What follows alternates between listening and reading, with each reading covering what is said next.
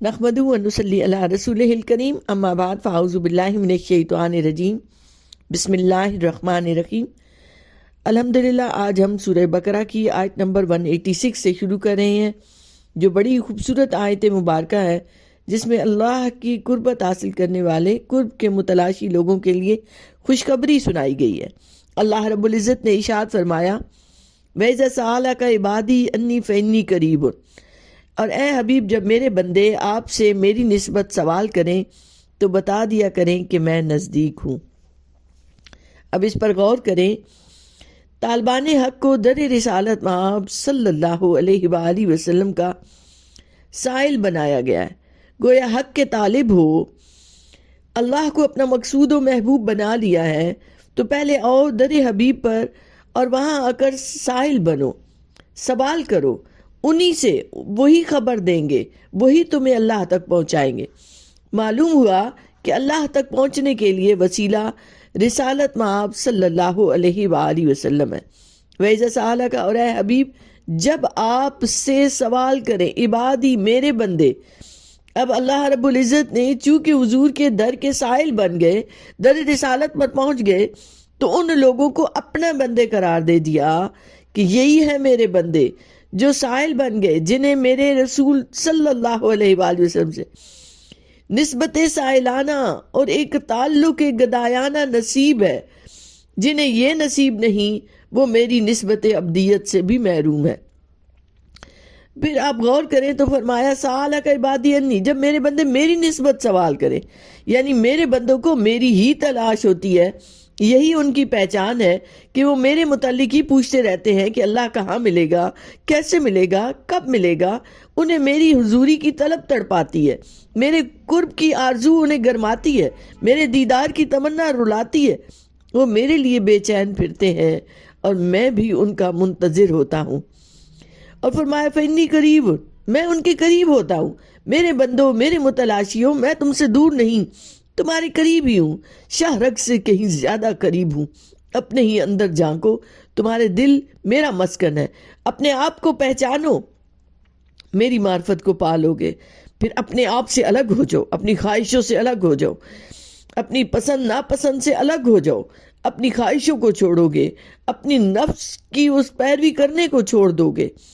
تو پھر مجھے پالو گے۔ تمہاری ہستی ہی میرے اور تمہارے درمیان حجاب ہے،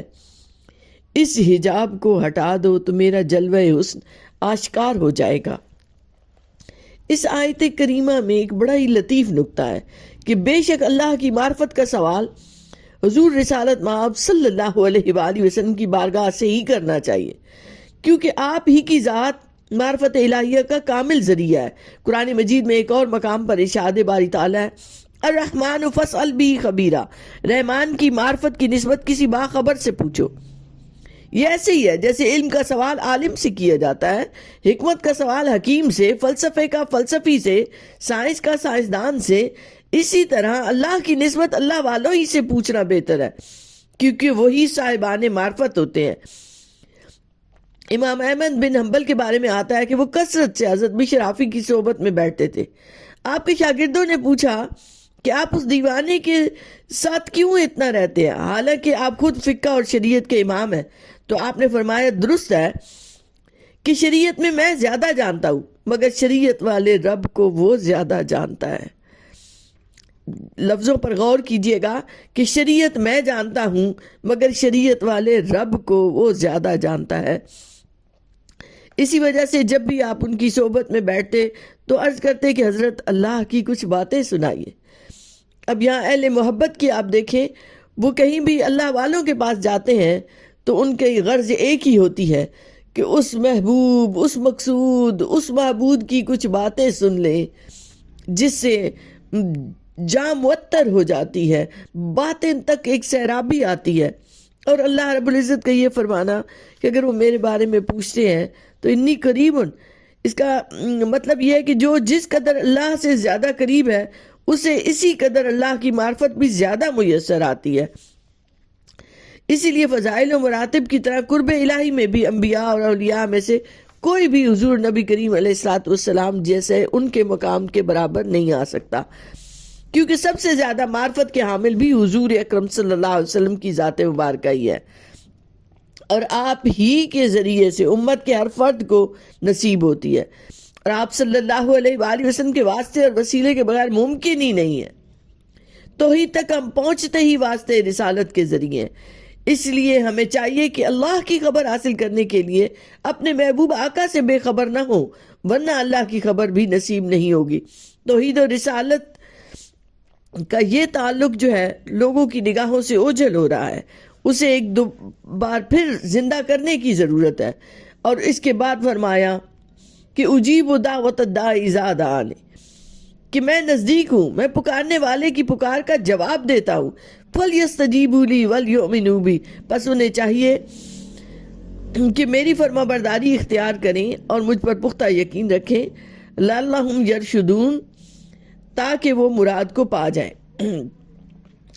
یہ اب کتنی پیاری آیت مبارکہ ہے، وَإِذَا سَأَلَكَ سے شروع ہو رہی ہے کہ طوفان آ گئے، مصائب آ گئے، ہجوم بلا میں شکستہ دل اور پریشان انسان ہے، اس کے لیے کتنا پیارا اطمینان اور سکون کا روح پرور پیغام ہے کہ اللہ رب العزت نے یہ بتاتے ہوئے کہ انی قریب، ان دو لفظوں میں راحت اور اطمینان کی ایک دنیا سمیٹ کر رکھ دی ہے۔ دکھ درد کا مارا جب یہ سنتا ہے کہ میرا مالک، میرا خالق مجھ سے الگ تھلگ کہیں دور نہیں، اسے میرے حال کا علم ہے، اسے میرے رنج و علم کی خبر ہے، کیونکہ وہ میرے بے حد نزدیک ہے، رگے جہاں سے بھی زیادہ نزدیک، تو اسے کتنا قرار آ جاتا ہے۔ زبان پر آئی ہوئی بات تو کیا، دل میں چھپی ہوئی بات کو بھی وہ جانتا ہے۔ تو وہ جو فکر کے اندیشے ہوتے ہیں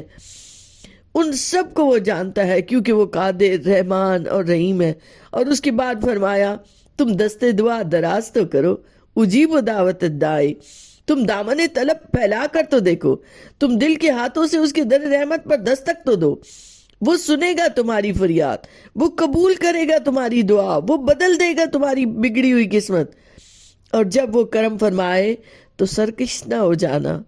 باغی نہ ہو جانا، نافرمان نہ ہو جانا، اسی طرح سر نیاز اس کے در اقدس پر جھکائے رکھنا۔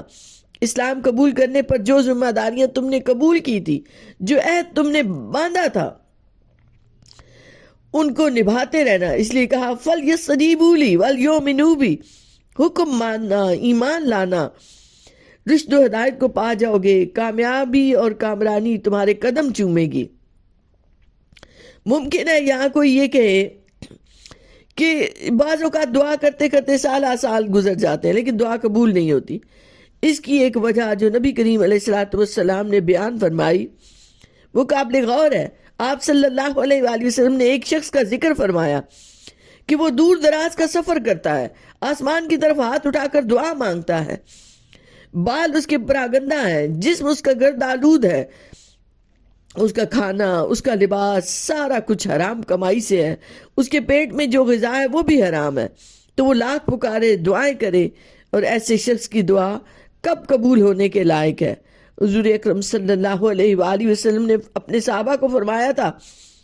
کہ اگر تم چاہتے ہو کہ تمہاری ہر دعا قبول ہو تو رزق کی حلال کھایا کرو۔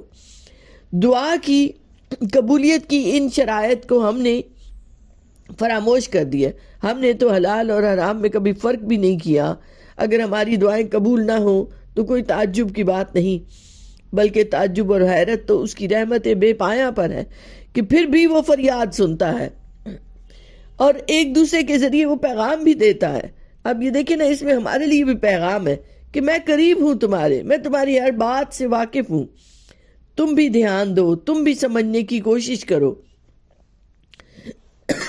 اور اس کے بعد فرمایا اگلی آیت مبارکہ میں کہ اُحِلَّ لَکُمْ لَیْلَۃَ الصِّیَامِ الرَّفَثُ إِلَىٰ نِسَائِکُمْ،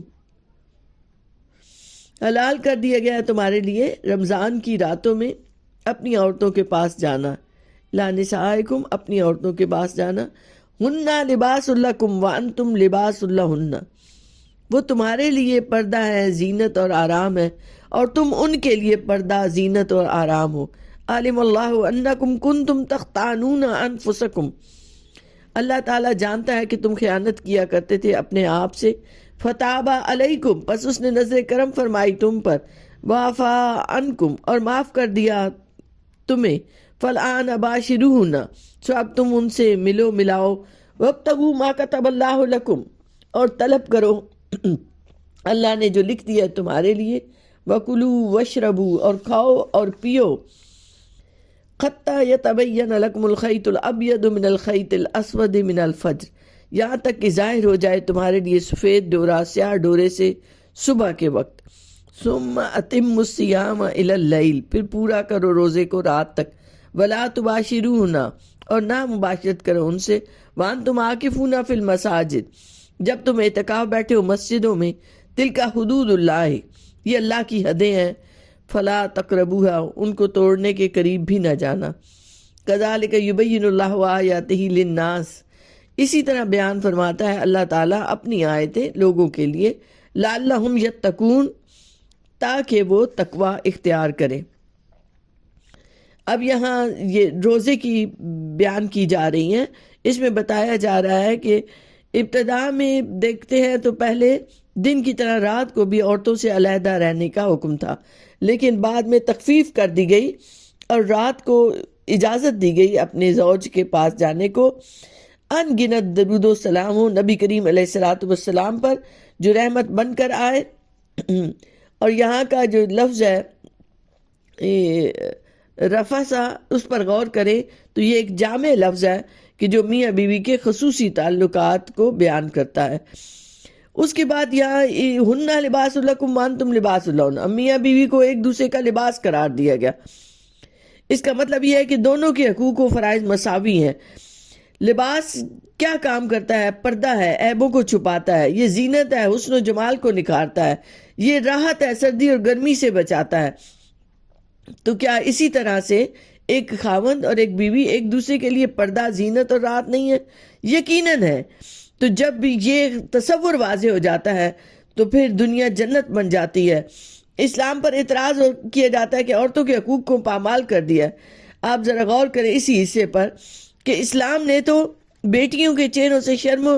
حیا کا زیور بنا دیا ان کو۔ اسلام نے تو عورت کو محفل رقص و سرود کی زینت بننے کے بجائے اسے گھر کی ملکہ بنایا۔ اسلام ایک دین ہے، اس کا اپنا نظام، اپنا قانون اور اپنے ضابطہ حیات ہے، کسی کو پسند آئے یہ بات یا نہ آئے۔ اسلام ایک اپنا مستقل مزاج رکھتا ہے،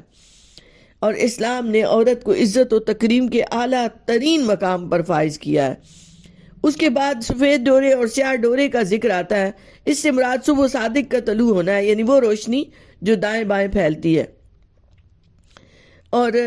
رات کی تاریکی اور دن کی روشنی اس سے مراد ہے۔ پہلے روزے کی ابتدا کا وقت بتایا، اب اس کے اختتام کا وقت بھی بتایا جا رہا ہے کہ صبح صادق سے لے کر رات آنے تک روزہ رکھو، یعنی مغرب تک روزے کا وقت ہوتا ہے افطار کا۔ اس کے بعد پھر آپ کھا پی بھی سکتے ہیں، آپ اپنی زوج کے پاس بھی جا سکتے ہیں، لیکن یہاں یہ بھی بتا دیا گیا وَأَنْتُمْ عَاكِفُونَ فِي الْمَسَاجِدِ کہ اگر کوئی معتکف ہو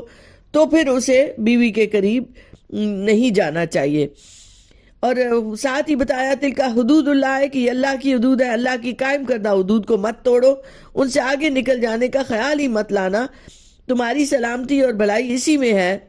کہ جیسے تمہیں حدود بتائی جا رہی ہیں ان حدود کو قائم رکھنے کی کوشش کرو، کہ جن چیزوں سے اللہ نے منع فرمایا ہے ان کے پاس بھی نہ پھٹکو۔ اور اسی طرح غور کریں تو اللہ رب العزت نے بتا دیا کہ تمہاری دعاؤں کی قبولیت کیسے ہوگی، تمہارے روزے کیسے قبول ہوں گے۔ اور یہاں یہ بھی آتا ہے کہ ایک مرتبہ صحابہ میں سے کسی نے اس وقت تک ابھی رات کا بیویوں کے پاس جانا حلال نہیں ہوا تھا تو وہ چلے گئے، اللہ نے ان کو معافی عطا کر دی اس سے۔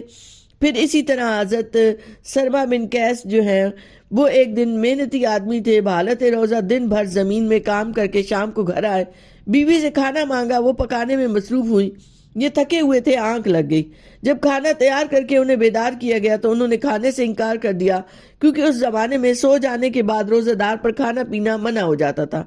اور اسی حالت میں دوسرا روزہ رکھ لیا۔ اب کمزوری اتنی ہو گئی کہ دوپہر کو غشی آ گئی، تو اللہ رب العزت کی طرف سے یہ آیت مبارکہ نازل ہوئی جس میں بتا دیا گیا کہ رمضان کی راتوں میں کھانا پینا مباح